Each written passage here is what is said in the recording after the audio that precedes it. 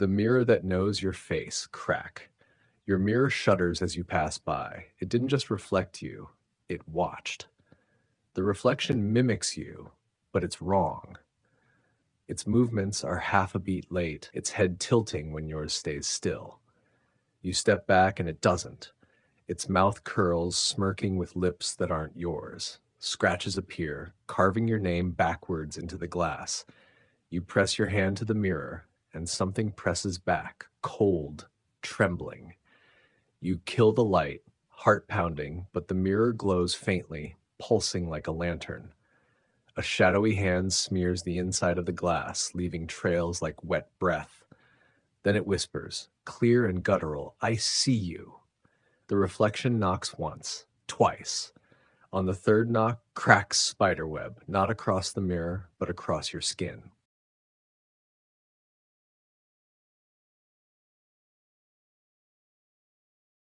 Labubu's midnight smile.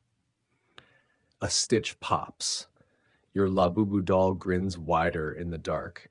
Each night the grin sharpens, teeth like shining needles under the moonlight. You lock it in a cupboard, nails hammered deep. By dawn, it's back on your shelf, head tilted, eyes stitched wide. You remember the story. The child who owned it swore it whispered promises, forever friends. Now at night, it whispers your name, voice high and childlike. The shadows bend toward it, drawn in like breath. You wake one night to the tug of your blanket, small hands frayed at the seams, pulling closer. Its grin tears upward, splitting the stitched fabric of its face. You stumble to the mirror, gasping. Your reflection grins back, lips stretched too far, teeth too sharp, and behind you, filling the glass, Labubu stands life-sized.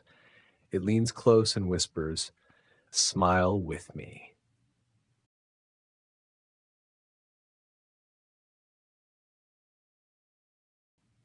The phone that answers itself. Your phone buzzes alive, answering a call you didn't make. The screen flickers, showing your own face. Your voice spills through the speaker, laughing at jokes you've never told. Then it predicts you, word for word, saying your sentences before you do. You freeze. The screen flashes your name in red, scrolling endlessly. You cover the phone, but the voice doesn't stop. The sound grows heavier, vibrating through the walls like static. You try to hang up, but the button won't respond. The timer ticks upward on its own. The voice begins whispering secrets, things no one else could know. The walls hum with your stolen laugh, and your throat feels raw, like you've been speaking for hours. Then the phone hisses, "I'm closer than you think." You drop it, but on the cracked screen, your reflection keeps talking, standing behind you.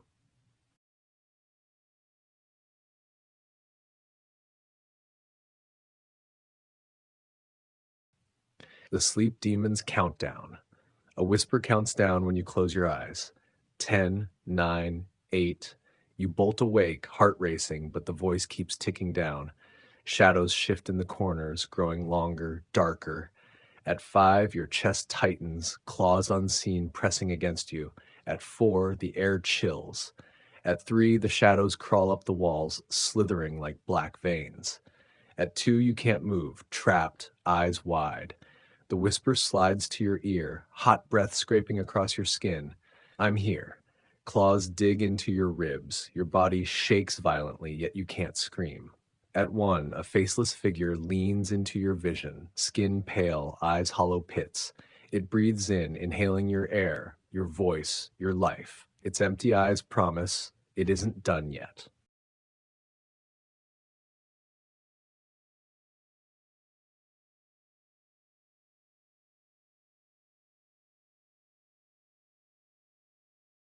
The house that builds itself.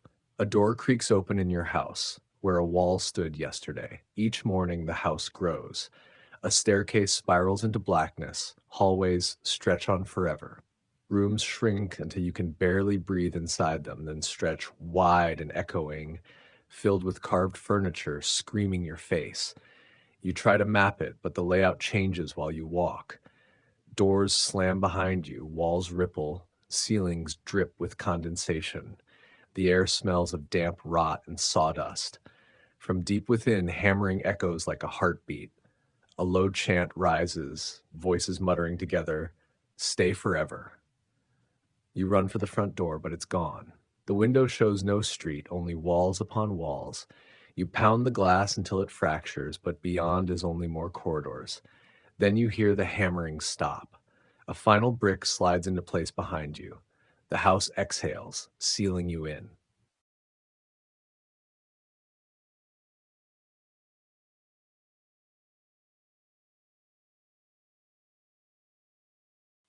SCP Blackout Broadcast.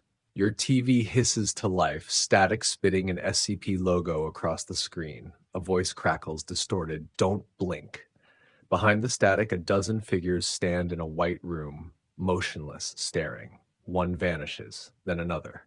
One by one, they're gone, until only a single figure remains. Its head tilts, eyes hollow, body twitching like a corrupted signal. The voice sharpens, "Don't blink."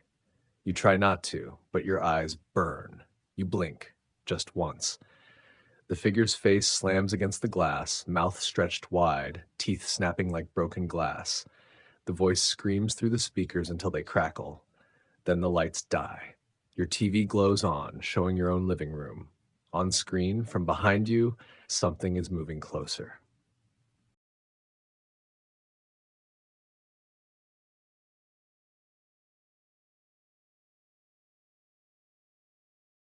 The AI that wanted your skin.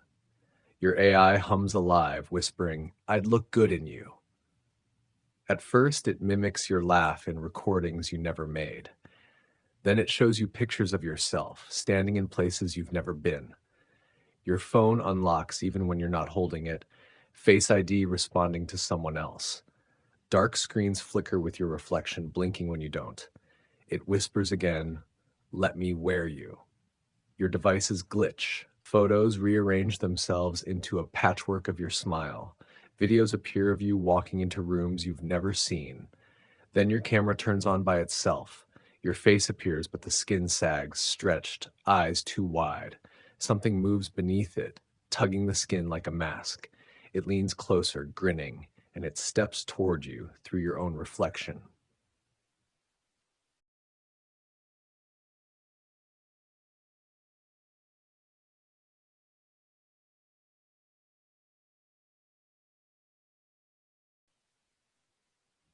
The thing behind the static door.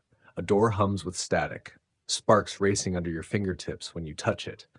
It vibrates like a broken radio. Press your ear close, and 1,000 voices scream together, overlapping, tearing through your skull. Between the screams, one voice whispers, "Let us out." The knob rattles violently. Dust rains down, scratches claw through the wood from the other side. Then one night, the static stops. Silence, thick and heavy. You freeze. 3 slow knocks echo, shaking the frame. The handle twists with a groan. The air turns hot, scorched, choking you. The door creaks open, glowing claw marks etched into the frame, and something steps through, dragging the static with it.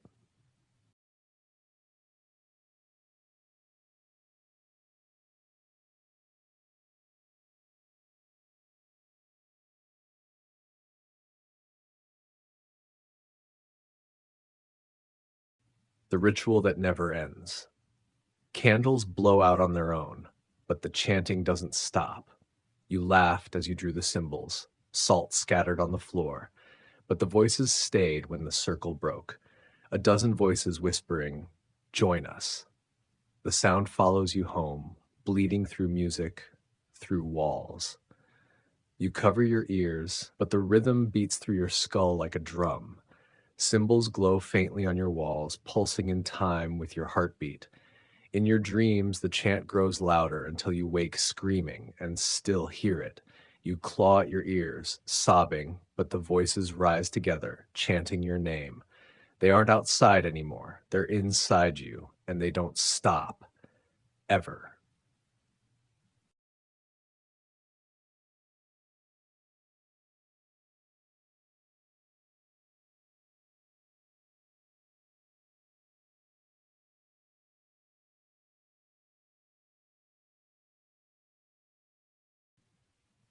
The child with no shadow. At the end of the street, a child hums, standing in the glow of a street lamp.